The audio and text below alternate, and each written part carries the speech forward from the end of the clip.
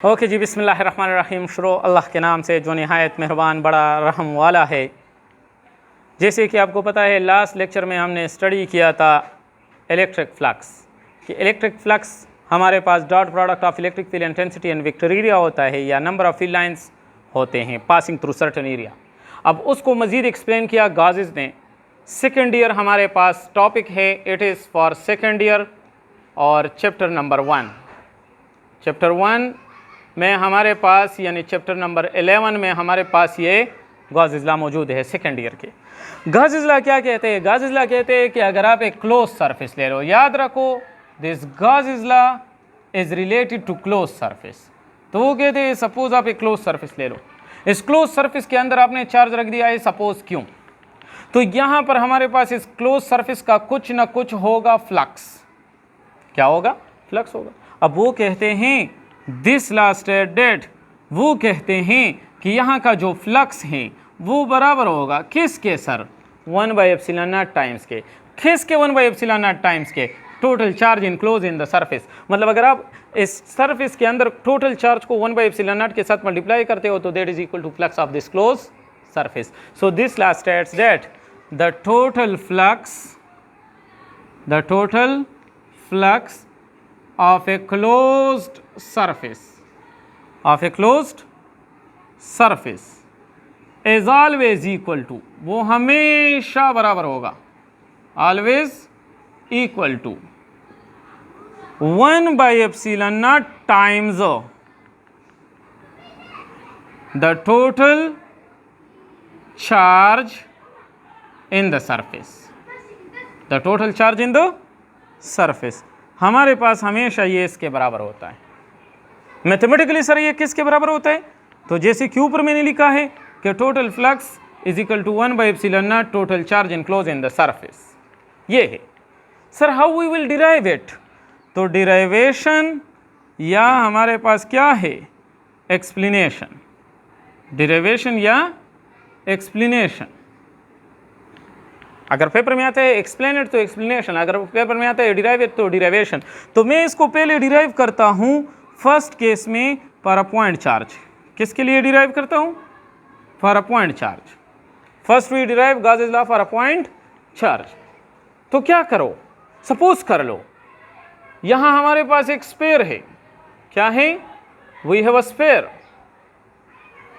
फिर यहाँ स्फीयर के अंदर मैंने रख दिया एक पॉइंट चार्ज, सिंगल चार्ज। तो इस पॉइंट चार्ज की वजह से यहां फील्ड लाइन आएंगे बाहर, मतलब यहां फ्लक्स होगा। अब वो जो फ्लक्स है उसको हम डिफाइन करते हैं E dot A, dot product of electric field intensity and vector area.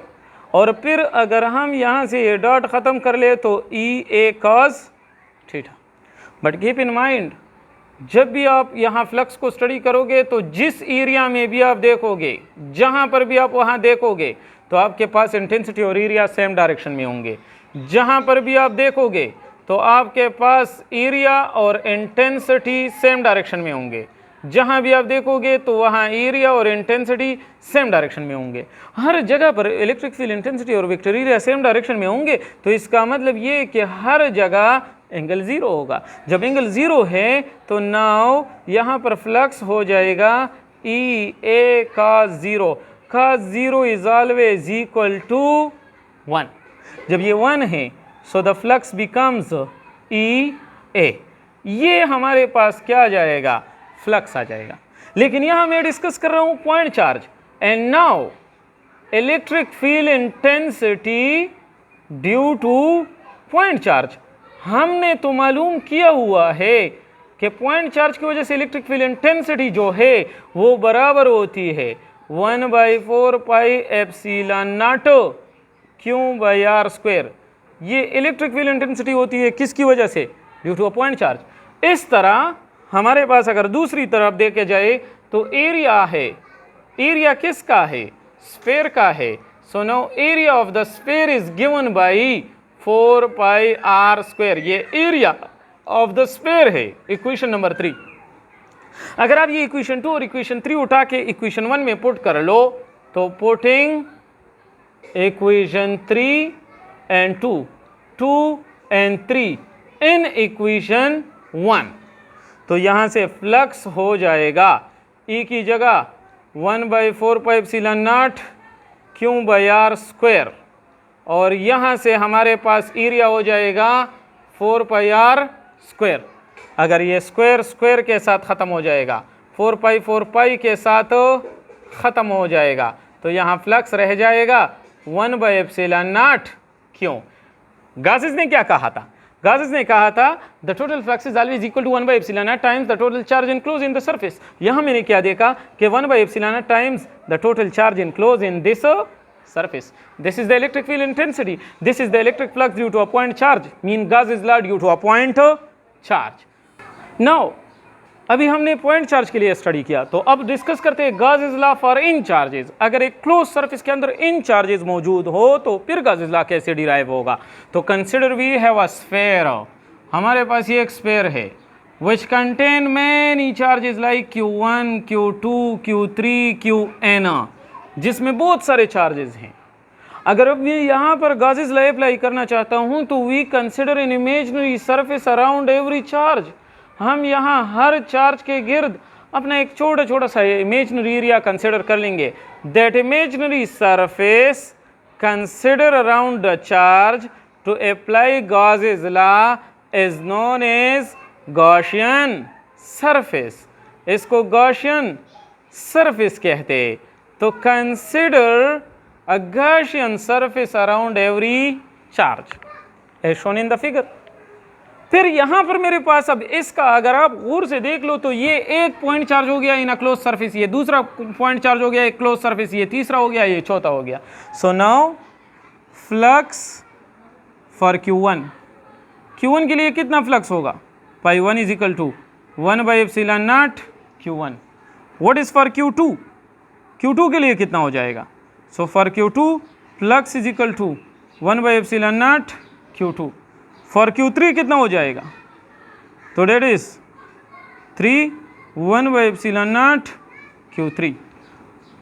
यहाँ तक कि Qn के लिए कितना हो जाएगा? फॉर Qn तो ये हो जाएगा πn 1/ε0 Qn।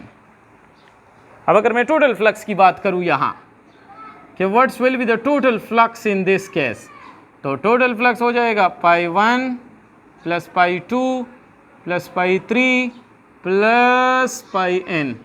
ये टोटल फ्लक्स हो जाएगा। सबको प्लस कर लो, अब इसकी वैल्यू पुट कर लो। तो ये है 1/ε0 Q1, ये है 1/ε0 Q2, ये है 1/ε0 Q3, ये है 1/ε0 Qn। अब क्या कॉमन हो रहा है? So here we found 1/ε0 is common. तो क्या रह जाएगा? Q1 plus Q2 plus Q3 plus Qn, ये रह जाएगा।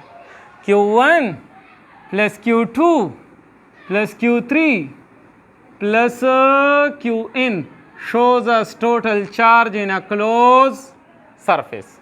So now the total flux is given by 1/ε0 total charge in the closed surface. This is what? This is Gauss's law, which says us that total flux is always equal to 1/ε0 times the total charge enclosed in the surface. So thus we can derive Gauss's law for n charges. So this is Gauss's law. Inshallah next lecture में हम इसके application study करेंगे कि how we will find the intensity with the help of Gauss's law. So thank you very much for watching.